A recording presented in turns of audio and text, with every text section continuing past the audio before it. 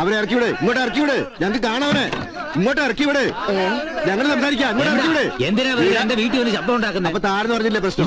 എന്നാ ഞങ്ങൾ പറയാം. അവരിങ്ങോട്ട് ഇറക്കി വിട്. വാടാ ഇങ്ങോട്ട്. മര്യാദക്ക് ഇറങ്ങി വരാൻ. ഇറക്കി വിടുന്നവനെ ഇങ്ങോട്ട് ഇറക്കി വരാൻ. വരാനാ പറഞ്ഞത്. മര്യാദക്ക് ഇറങ്ങി വരുന്നുണ്ടോ? എന്തിനാണോ ഇവരിങ്ങനെ ബഹളം വെക്കുന്നത്? അങ്ങോട്ട് കയറും. അത് മേനോനാണല്ലോ. മേനോനും കൂട്ടരോ ഇവിടെ വന്നു? അതെ. ശരി, അമ്മ ഇതങ്ങോട്ട് പിടിച്ചേ. ഇത് അമ്പലത്തിന്റെ താക്കോലല്ലേ? ഒരു നാടകക്കാരനായി എനിക്ക് അമ്പലത്തിലെ കാര്യങ്ങൾ നോക്കാൻ പറ്റില്ലെന്ന് എത്രയോ തവണ ഞാൻ അമ്മയെടുത്ത് പറഞ്ഞിട്ടുണ്ട്. ഇതങ്ങോട്ട് പിടിച്ചേ.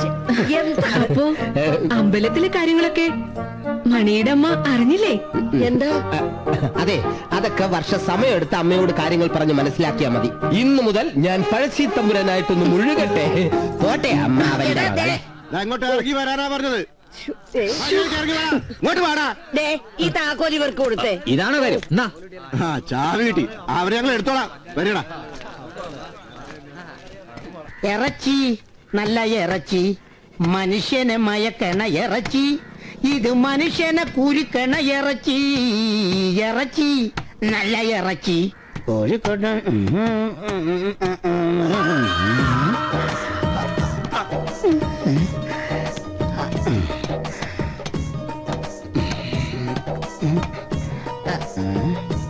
ഹലോ, പൊള്ളാച്ചൊന്ന് പോക്കടാ. പോത്തിന്റെ പറയാനാണോ? ഇസ്മായിലുണ്ട്. കൊടുക്കാം. പൊള്ളാച്ചിന്ന് പോക്കരാ. ഹലോ ഹലോ ഹലോ ഇസ്മായിൽ, ഇവിടെ ഒന്ന് റേഞ്ച് കിട്ടൂല. അങ്ങോട്ട് മാറി സംസാരിക്കും. നീ ഇപ്പം എന്റെ പൊന്നെ എന്നാ തലയാണോ? എന്നാ എന്നെക്കാളും വയസ്സ് മൂത്ത പോത്ത. നല്ല മാംസം. സഞ്ചി കാണിക്ക. കൊണ്ടുപോ. അവിടെ നിന്ന് എന്റെ കരളെ ഒരു കരളിന്റെ പ്രശ്നം. നീ എന്റേതല്ലേ, ഞാൻ നിന്റേതല്ലേ. ശരിയായി. കട്ടായെന്ന് തോന്നല്ലോ. കട്ടായി. പിന്നെ വിളിക്കാം.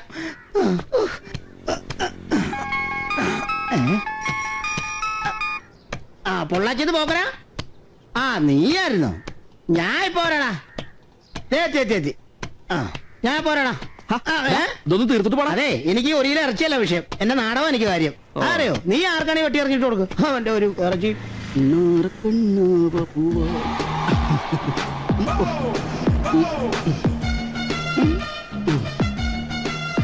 വായിലോട്ട് നോക്കി നിൽക്കാതെ വണ്ടി ഇറാ. ഓവറായോ?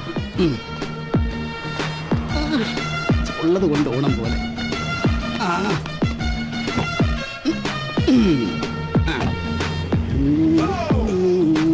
ചേട്ടാ, ഈ വണ്ടിയിലെ യാത്ര എങ്ങനെയുണ്ട്? സുഖമല്ലേ? കൊള്ളാം അല്ലേ മോളെ? ഈ വണ്ടിക്ക് ഒരു പ്രത്യേകതയുണ്ട്. ഓട്ടത്തിന് കാശ് വേണ്ട. കാശ് വേണ്ടേ? വേണ്ട. പകരം ഞാനൊരു കിസ് ചോദിക്കും. നിർത്തടാ. അവന്റെ ഒരു കിസ് തോന്നിയാസം പറയുന്നോടാ. അടിച്ചതിന്റെ പല്ല് താഴെയിടും. അയ്യോ, തെറ്റിദ്ധരിക്കല്ലേ. ആ കിസ്സല്ല, ചോദ്യം. എന്റെ പൊന്നമ്മാവ, ഞാൻ അത്രക്കാരനല്ല. ഞാനൊരു ചോദ്യം ചോദിക്കും. അതിന് ശരിയായ ഉത്തരം പറഞ്ഞാൽ നിങ്ങൾക്ക് ഞാൻ 50 രൂപ തരും. ഉത്തരം തെറ്റിച്ചാൽ 100 രൂപ എനിക്ക് തരണം. ചോദിച്ചോട്ടെ.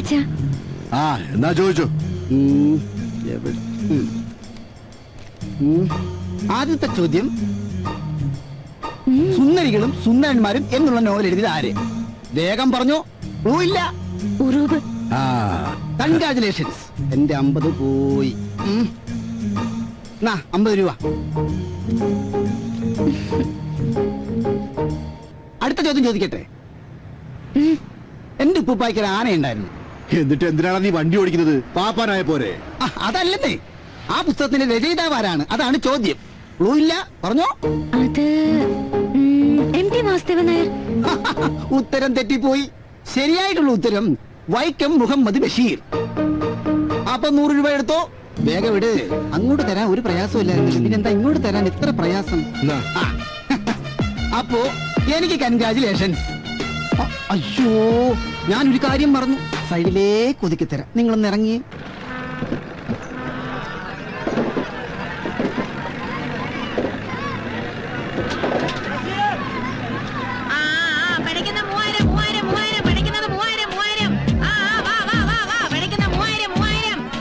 ചേച്ചി ശരിക്കും വില പറ. 3000 രൂപയാ. ഓ, അത് കൂടുതലാണല്ലോ. കുടുംബത്തോട് പൊക്കോ. വേഗം പൊക്കോടാ.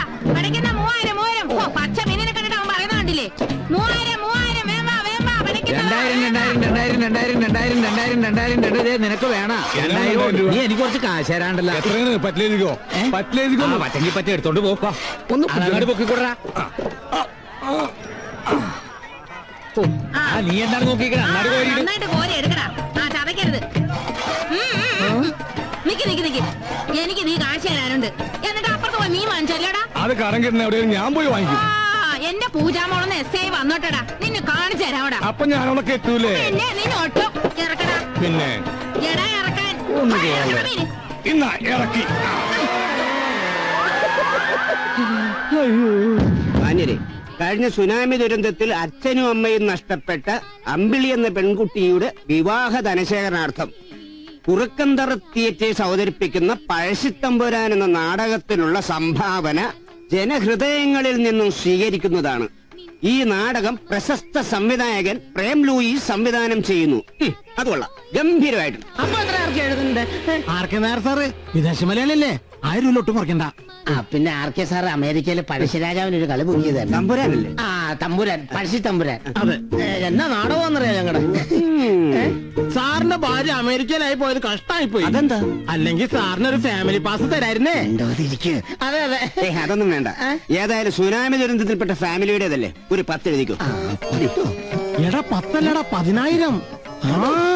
പിന്നെ ദേ, കൃത്യമായിട്ടും റെസീറ്റ് തരാം. അതിനല്ല ഞങ്ങൾ ഈ കുറ്റി കൊണ്ട് നടക്കുന്നേ. 10 തൊലിയോ? ഛേ, ഇങ്ങനെയുള്ള കുറെ വെടക്ക് വിദേശ മലയാളികളാ, നല്ല വിദേശ മലയാളികളുടെ പേരുകളാ നിൽക്കുന്നത്. അതെ. വന്നേ, അവന്റെ പൈസ വേണ്ട, ഒന്നും വേണ്ട. അല്ല ഇവരോട് 10 എണ്ണം പറയാം. എന്ത് 10 രൂപ വന്നേ? ഇങ്ങനെയാണോ ഒരു സംഭാവന വരുന്നത്? ഇയാള് വിദേശ മലയാളി ഒന്നല്ല, ഇയാളുടെ പെണ്ണുമ്പിള്ള വിദേശ മലയാളി. കണ്ടില്ല തലയിൽ കൂളിംഗ് ഗ്ലാസ് വെച്ചെടുക്കണേ, നാണല്ലാത്ത വിദേശ മലയാളി. നാട്ടുകാരെ എല്ലാവരും കേട്ടോ, വിദേശ മലയാളി നിൽക്കുന്നു. വിദേശ മലയാളിയാണ് പോലും, വിദേശ മലയാളി. ഇവൻ വിദേശ മലയാളി. പിച്ചക്കാരൻ തുണി പോലും വാങ്ങിക്കാൻ കാശില്ലാതെ.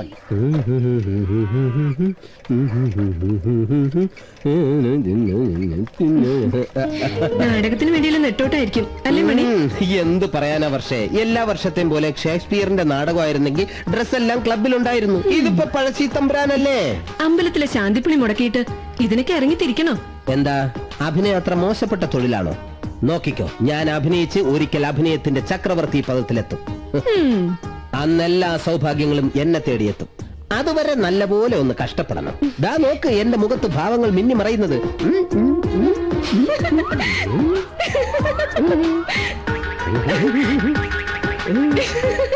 വേണ്ടായിരുന്നു, നീ കളിയാക്കണ്ടേ, നോക്കിക്കോ. യാത്രയൊക്കെ സുഖമായിരുന്നായിരിക്കും അല്ലേ? വരുമ്പോ തന്നെ അറിയാം. പാലം വയ്യ കിടക്കണം. ഇവിടുത്തെ ഒരു ഗ്രാമ